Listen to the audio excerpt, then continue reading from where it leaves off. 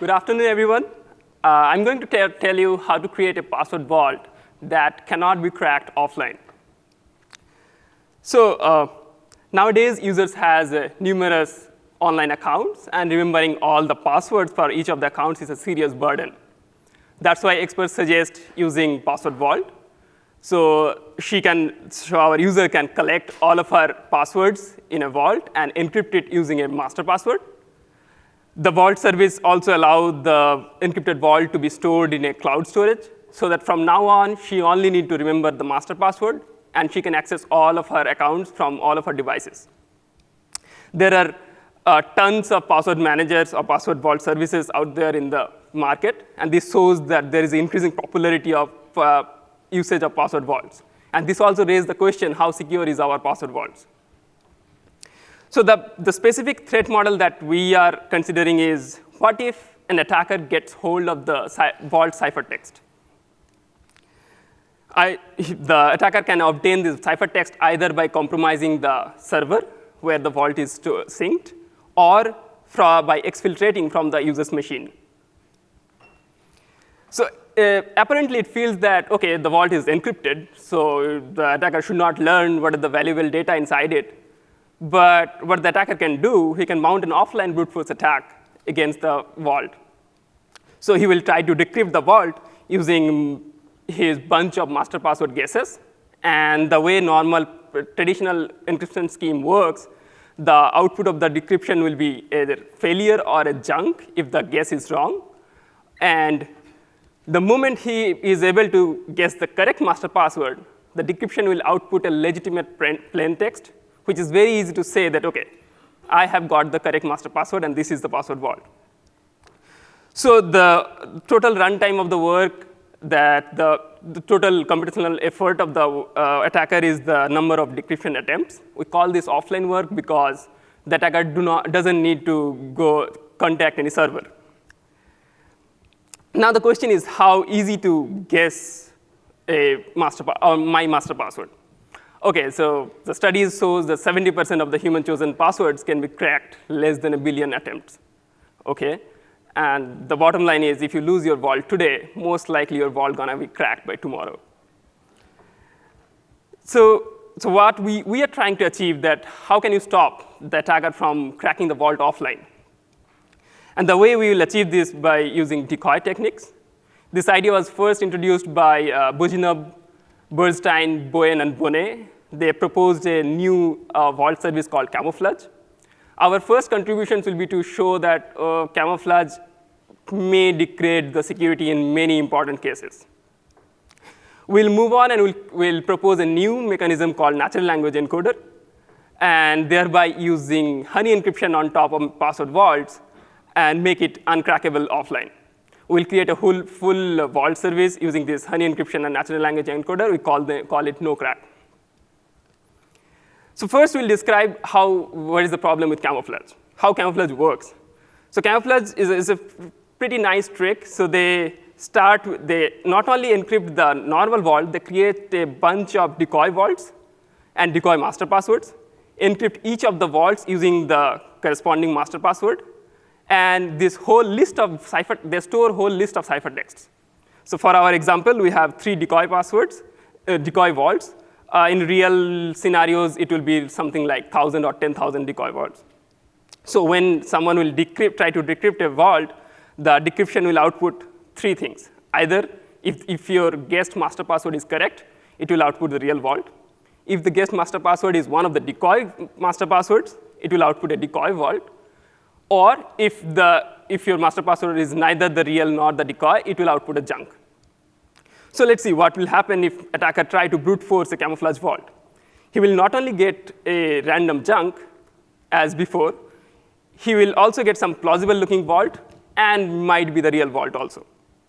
So at the end of the game, the attacker will get a bunch of plausible-looking vaults, and he will have no idea which one of these is the real vault.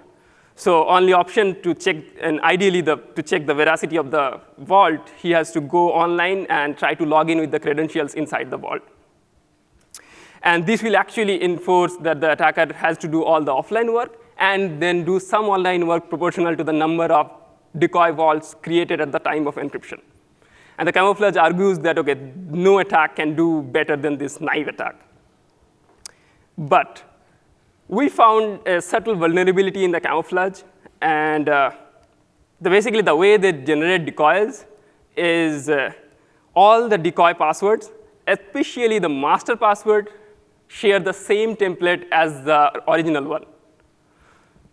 Like here, if the real master password is mypass4, all the decoy master password will also have 6 characters and followed by a digit. What the attacker can exploit this information in the following way. He will try to decrypt the camouflage vault as previously with his list of guesses. He will probably most likely get junk initially.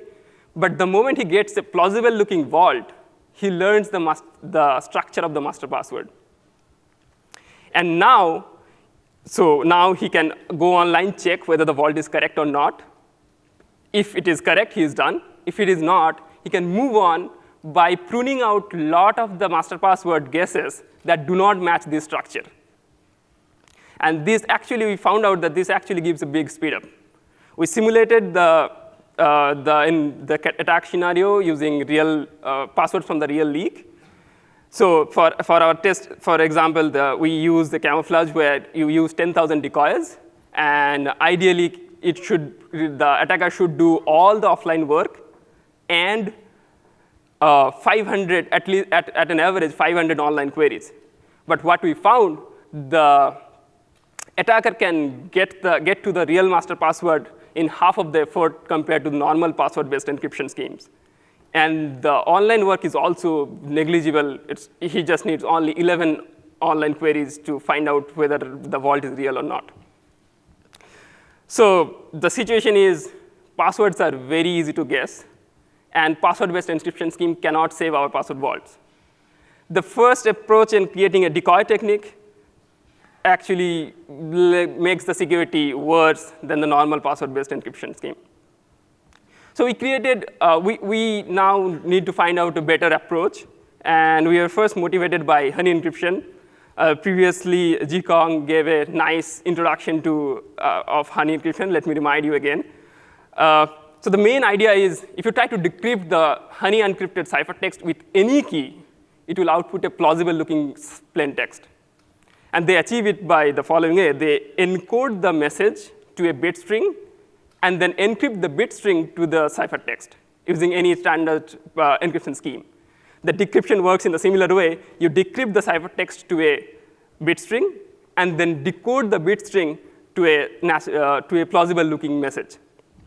And the good thing is, if you try to decrypt using a wrong key, the output of the decode will be another fresh random bit string, which the decode will convert that into another message, but which looks plausible.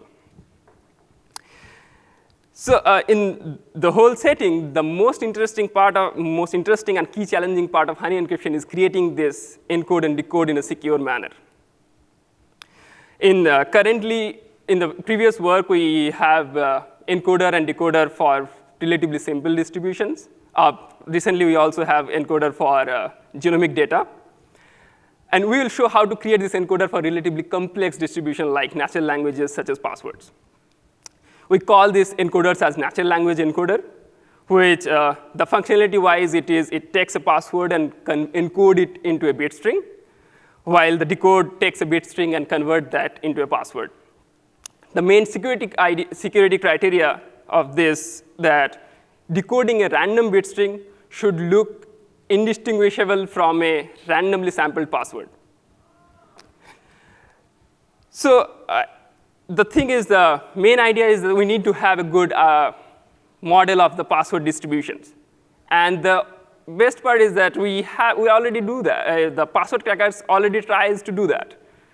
So what happens is the modern password cracker, they try to learn a password model from a password leak, and then use that model to generate passwords in the decreasing order of their likelihood. To generate better cracker, the researchers always tries to create better models. And what we'll show that we can take this model and convert it into an NLE. In our paper, we have shown a bunch of generic a bunch of approaches how to convert these models into a secure NLE. Our approach is quite generic. And for example, like for n-gram Markov model, probabilistic context-free grammars, how can you convert those things into an NLE? Also, the password vault contains a bunch of repeated and related passwords. We also have a scheme to handle that situations. To give a high-level view, so we have seen how to do with the n-gram. It's more similar to the genomic that you just seen. For the PCFG, it's like you take a parse of the password and encode the password into a compact bit representation, while decoding will take a bit string and convert that into a parse tree and output the associated passwords. I'm glossing over a bunch of details that will make this NLE secure and usable. But the bottom line is, if you can make a better password model, we show how can you convert that model into a better NLE and thereby create better decoys. So we took this NLE and take the honey encryption and create a full vault system called NoCrack. The best part is that if you try to decrypt a NoCrack ciphertext with any master password, it will output a plausible-looking vault. NoCrack also supports machine-generated passwords and other functionalities like domain hiding, easy online sync, etc. Now we turn into how secure is our NoCrack, how better than the previous approaches. So we want that the output of the NoCrack decryption on a random master password should look like plausible. We come up with a bunch of attacks, and the best attack we could come up with using machine learning classifiers. And simulating on real passwords leaks, we found that if the attacker needs Q queries to decrypt a password offline, he will need at least Q by 3 online queries. He has to make at least Q by 3 online queries, which if you turn into a number, for Yahoo leaks, if the attacker needs to break almost 87% of the password in 2.5 million guesses, he has to make 800,000 online queries, which is way more than any website will allow, and he will most likely get locked out. These all do not come without some limitations. The first limitation is the site information, that if the attacker has some side information about the victim, such as he knows one of the password of the victim, then it will be he can prune out the decoys and decrease his online queries. We also did not take into account the scenarios when the master password is related with the passwords inside the vault. Also, lots of websites enforce password policies, and our current NLE does not take into account that scenario. But we have some idea to implement it. We haven't thought through it.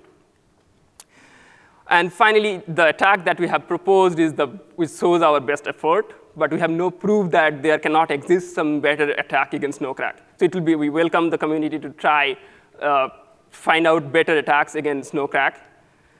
Said that, NoCrack never degrades the security relative to password-based encryption scheme. So even given these limitations, the attacker at least has to make all the offline brute force all the effort of a normal password-based encryption. So let me summarize. So we showed that the only prior approach on trying to deploy decoy techniques actually degrades security.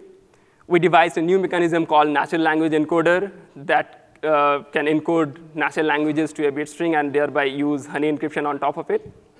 And finally, using this NLE and honey encryption, we created a prototype of a password vault, and which we call NoCrack. Thanks for your attention. I'm ready to take your questions.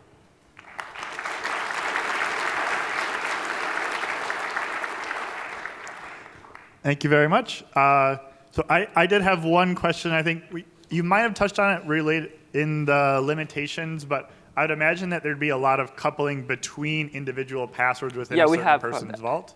Yes, and we have that is NoCrack handles that, the interdependence of passwords inside a vault. but it doesn't do how master password is related to the password inside a vault.